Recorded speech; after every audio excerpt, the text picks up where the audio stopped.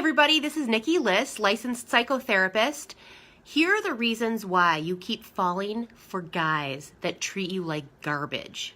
So there's two main reasons, okay? So the first is that you probably are what I lovingly call a giver. You're probably a giver. And when I say giver, what do I mean by that?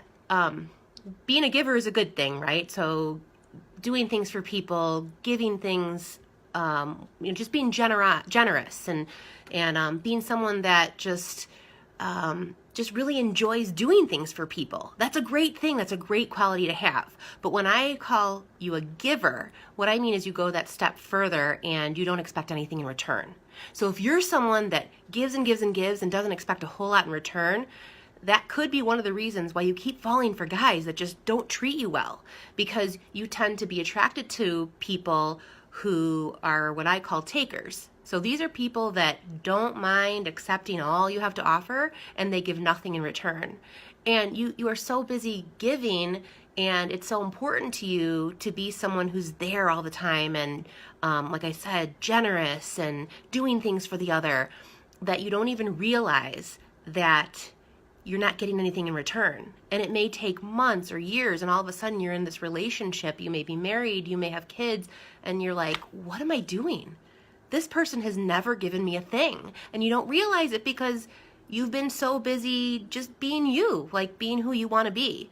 So that's one reason. And how do you change that? You need to be very, very aware of trying to accept things from other people. Trying to accept compliments, trying to accept favors, and that can be really hard for a giver. So that's number one reason. The second reason why you keep falling for guys that are treating you like garbage could be because you're used to being treated that way.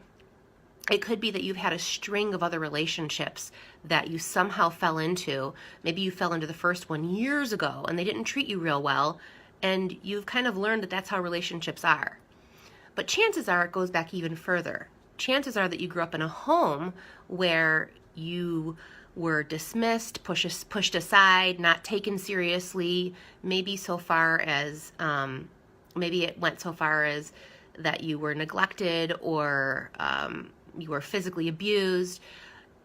Maybe you grew up in a home where somebody, a parent, one parent or both parents were addicts, and they just were so, they really couldn't give you the care that you needed because they were actively addicted to something, whatever that substance was. And if you grew up in a home like that, then you learned that you needed to take care of mom and dad. Like that was your role in the family. Your role was a caregiver. Your role was a giver, like I said. And so you learn that that's how relationships are. In relationships, you give, right?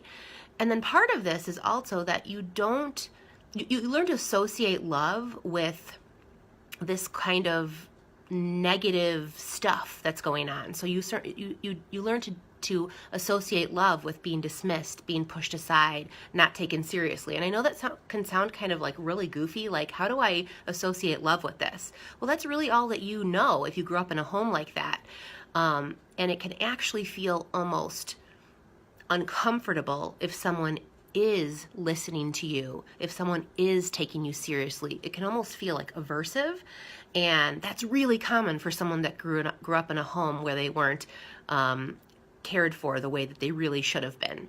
So in order to get past that, to combat that, you need to really be aware of what love is and starting to slowly be okay with accepting real love.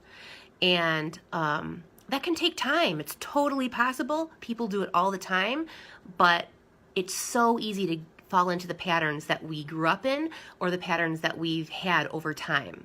So the first step is awareness, like just that aha moment of like, wait, yeah, I do that. That's my role in this repeated pattern of falling into relationships with guys that don't treat me well.